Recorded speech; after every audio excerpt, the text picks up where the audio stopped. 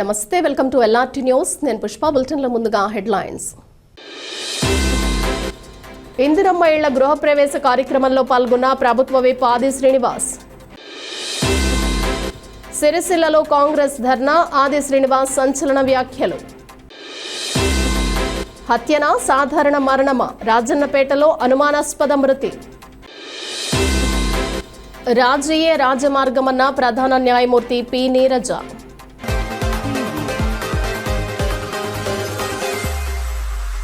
ఇందిరమ్మ ఇళ్ల పథకం ద్వారా ప్రజల గృహ కలలు సాకారం అవుతున్నాయని రాష్ట్ర ప్రభుత్వ విప్ వేములవాడ ఎమ్మెల్యే ఆది శ్రీనివాస్ అన్నారు.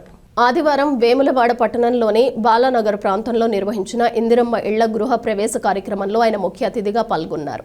ఈ సందర్భంగా లబ్ధిదారులకు నూతన వస్త్రాలు అందజేసి శుభాకాంక్షలు తెలిపారు. ఈ కార్యక్రమంలో స్థానిక ప్రజా ప్రతినిధులు, అధికారులు, లబ్ధిదారులు పెద్ద సంఖ్యలో పాల్గొన్నారు.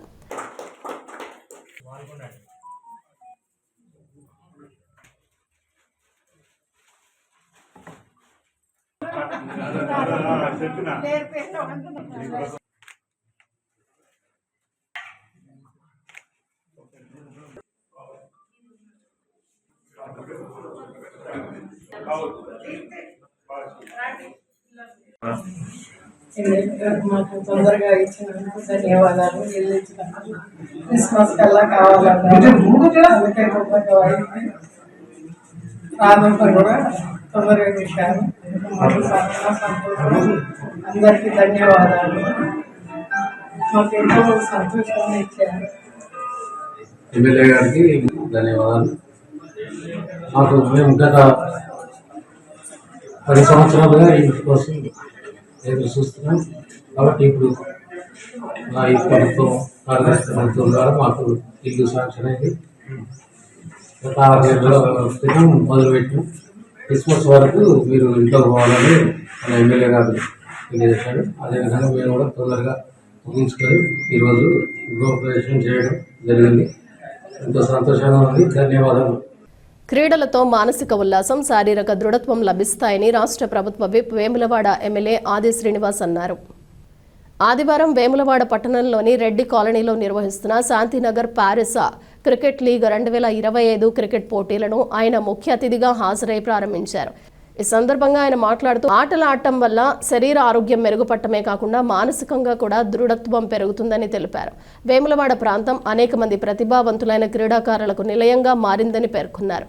గ్రామీణ ప్రాంతాల క్రీడాకారుల ప్రతిభను వెలికితీసేందుకు రాష్ట్ర ప్రభుత్వం ఆధ్వర్యంలో సీఎం కప్ నిర్వహిస్తున్నట్లు ఆయన పేర్కొన్నారు. ఈ కార్యక్రమంలో స్థానిక ప్రజా ప్రతినిధులు, క్రీడాకారులు, యువత పెద్ద సంఖ్యలో పాల్గొన్నారు.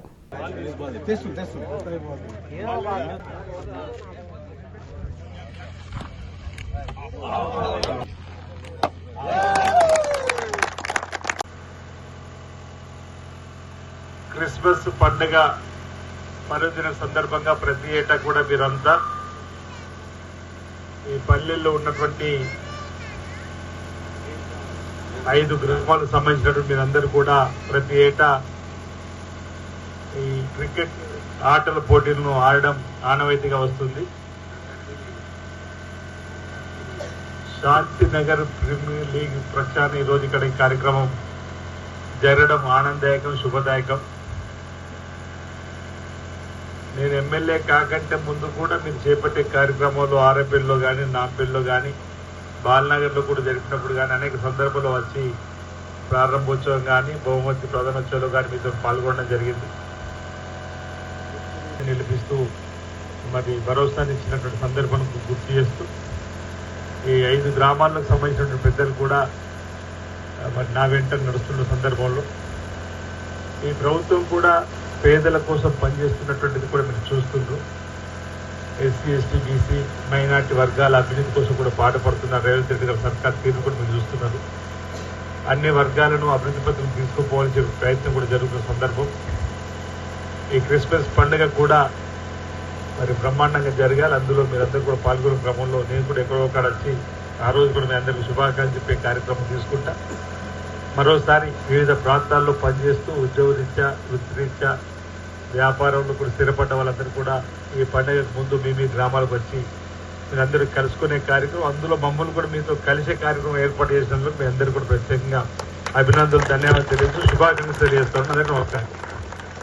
రాజన్న సిరిసిల్ల జిల్లా కేంద్రంలో ఏఐసీసీ, పీసీసీ పిలుపు మేరకు జిల్లా కాంగ్రెస్ పార్టీ ఆధ్వర్యంలో నిర్వహించిన ధర్నాలో రాష్ట్ర ప్రభుత్వ విప్ వేములవాడ ఎమ్మెల్యే ఆది శ్రీనివాస్ పాల్గొన్నారు.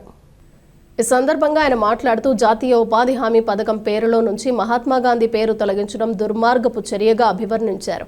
గాంధీ పేరును పథకాల నుంచి తొలగించినా ప్రజల గుండెల్లో నుంచి తీసివేయలేరని అన్నారు. బీజేపీ పేదల పథకాలను నీరుగార్చే ప్రయత్నం చేస్తోందని, స్వాతంత్ర ఉద్యమంలో సంబంధం లేని పార్టీగా చరిత్రను విస్మరిస్తోందని విమర్శించారు. గ్రామాల్లో గాంధీ విగ్రహాలను, కరెన్సీ నోట్లపై ఉన్న గాంధీ చిత్రాన్ని తొలగించే దమ్ముందా అంటూ మోడీ, అమిత్ షాలను సవాల్ చేశారు. బీజేపీ బీఆర్ఎస్ మధ్య చీకటి దోస్తానా బయటపడిందని, ఉపాధి హామీ పథకంపై బీఆర్ఎస్ నేతలు మౌనం పాటించడం అనుమానాలకు తావిస్తోందన్నారు. కేసీఆర్ అసెంబ్లీకి వచ్చి అప్పులు, కాళేశ్వరం ప్రాజెక్టుపై చర్చించాలన్నారు. రానున్న ఎన్నికల్లో కాంగ్రెస్ ప్రభంజనం ఖాయమని, రాహుల్ గాంధీ ప్రధానమంత్రి అవుతారని ధీమా వ్యక్తం చేశారు. ప్రజాస్వామికవాదులందరూ కూడా ఈ అంశాన్ని తీవ్రంగా ఖండిస్తున్న వేళ all India Congress committee, Pradesh Congress committee ఇచ్చినటువంటి పిలుపులో భాగంగా మనం నిరసనలు ఈరోజు ఏర్పాటు చేస్తూ ఉన్నాం. మహాత్మా గాంధీ గారి పేరు ఉపాధి హామీ చట్టం నుంచి పేరును తొలగించినంత మాత్రాన వారి పేరు జనతా పార్టీని నిలదీయవలసిన అవసరం ఉంది.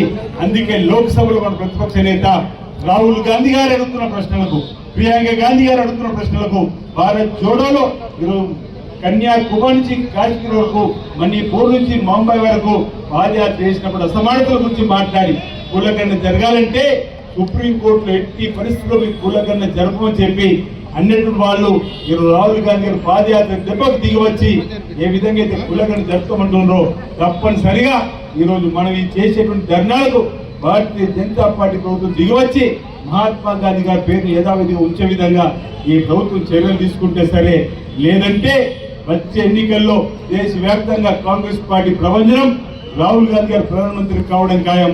మళ్ళీ మన మహనీయుడు మహాత్ముని పేరుని యథావిధిగా పెట్టుకుంటామన్న మాట అనుకుంటే ఈ సందర్భంగా మనం చెప్పాల్సిన అవసరం ఉంది, చెప్పుకోవాల్సిన అవసరం ఉందన్నమాట ఈ సందర్భంగా చెబుతూ ఒక అంశాన్ని ఇక్కడ చర్చ చేసుకోవాలి. మూడు రోజుల క్రితం బీఆర్ఎస్ పార్టీకి సంబంధించి రాజన్నపేట గ్రామంలో అనుమానాస్పద మృతి కలకలం రేపింది. ఎల్లారెడ్డిపేట మండలం రాజన్నపేటకు చెందిన ఏల్పుల నర్సయ్య నిన్న పొలం పనులకు వెళ్లి ఇంటికి వచ్చి నిద్రలో మృతి చెందినట్లు కుటుంబ సభ్యులు తెలిపారు. హార్ట్ స్ట్రోక్ తో మృతి చెందినట్లు భావించి శవాన్ని దహన సంస్కారాలకు తీసుకెళ్తుండగా నర్సయ్య మెడ నల్లగా ఉండటాన్ని గమనించిన స్థానికులు అనుమానం వ్యక్తం చేసి పోలీసులకు సమాచారం అందించారు. ఘటనా స్థలానికి చేరుకున్న పోలీసులు పాడిపై నుంచి శవాన్ని దించి పోస్ట్ మార్టంకు తరలించారు. నర్సయ్య భార్యను అదుపులోకి తీసుకుని విచారణ చేపట్టినట్లు సమాచారం. నెల క్రితమే గల్ఫ్ నుంచి స్వగ్రామానికి వచ్చిన నర్సయ్య ఇటీవల తన కుమారుని వివాహం జరిపించినట్లు తెలుస్తోంది. హత్యనా, సాధారణ మరణమా అనేది పోస్ట్ మార్టం నివేదికతో తేలనుంది. తెలంగాణ ముఖ్యమంత్రి రేవంత్ రెడ్డి, ఓఎస్డీ వేముల శ్రీనివాస్ దంపతులు శుక్రవారం కొత్తకొండ వీరభద్రస్వామి వారిని దర్శించుకున్నారు. ఈ సందర్భంగా వాసవి అన్నపూర్ణ సత్రం అధ్యక్షులు తాటికొండ పవన్ కుమార్ ఆధ్వర్యంలో వేముల శ్రీనివాస్ దంపతులకు ఘనంగా సన్మానం నిర్వహించారు.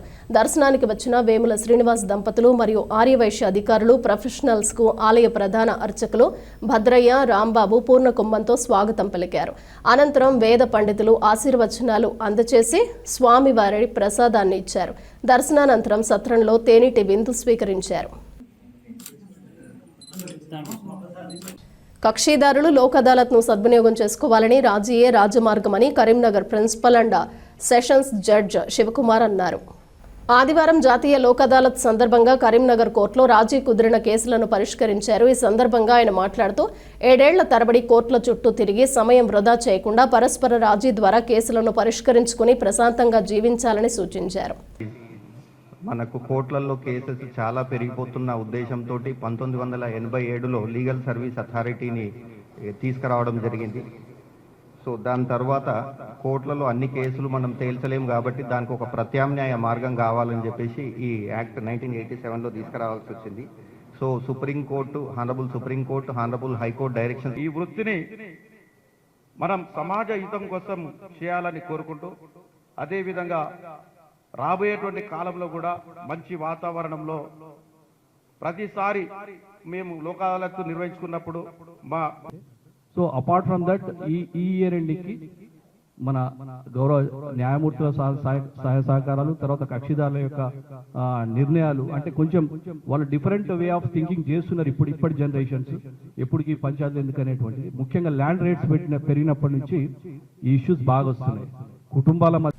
జాతీయ లోక్ అదాలత్ను కక్షిదారులు సద్వినియోగం చేసుకోవాలని, రాజీయే సమస్యలకు శాశ్వత పరిష్కార మార్గమని ప్రధాన న్యాయమూర్తి పి నీరజ అన్నారు.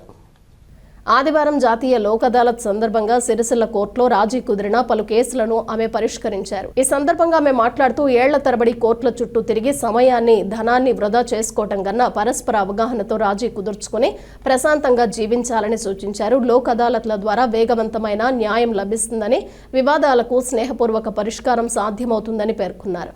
ఈ కార్యక్రమంలో senior civil judge Lakshmanachari, ASP Chandraiah, Lok Adalat సభ్యులు చింతోజీ భాస్కర్, బార్ అసోసియేషన్ అధ్యక్షుడు శ్రీనివాసరావు, పెంటా శ్రీనివాస్ తదితరులు పాల్గొన్నారు. ఎంతో టైం పట్టకుండా ఉండదు. సో బార్ అవర్స్ కూడా కొంత రిలీఫ్ ఇచ్చినట్టు ఉంటుంది. మీరు కూడా అందరూ ఎంపీ యాక్ట్ కేసెస్ కానీ అడ్వకేట్స్ కొంచెం కృషి చేసి ఆ విక్టిమ్స్కి తొందరగా కాంపెన్సేషన్ వచ్చేలాగా ఉంటుంది. ఈ లోక్ అదాలత్లో సెటిల్ అయితే అట్లే క్రిమినల్ కేసెస్ కూడా ఈ టెన్షన్తో రోజు ఏమవుతుందో అనుకునే బదులు ఇద్దరు సామరస్యంగా సెటిల్మెంట్ చేసుకుంటూ ప్రశాంతంగా తర్వాత బతుకుతుంది. అట్లా ఇవన్నిటికీ మనం కోఆపరేట్ చేస్తే సొసైటీకి కొంత న్యాయం చేసిన వాళ్ళం అవుతుంది. అట్లా అందరూ కూడా ఇక ముందు కూడా ఇట్లే సహకారం అందించాలని. ఈ లోక్ అదాలత్ బెంచెస్ మనకి ఇప్పుడు కోర్ట్స్ రెడ్ లైట్ ప్రెమిసెస్లో ఉన్నాయి కనుక మ్యాజిస్ట్రేట్ కోర్ట్స్ అక్కడ బెంచెస్ ఉన్నాయి, టూ బెంచెస్ అక్కడ ఉన్నాయి. సార్ బెంచ్ ఉంటుంది, ఇక్కడ మేడం బెంచ్ ఉంటుంది. సో మీ అందరూ కూడా ఈ అవకాశాన్ని సద్వినియోగం చేసుకోండి. అందరికీ కోఆపరేట్. ఇవి బులెటిన్ విశేషాలు. Keep watching LRT news.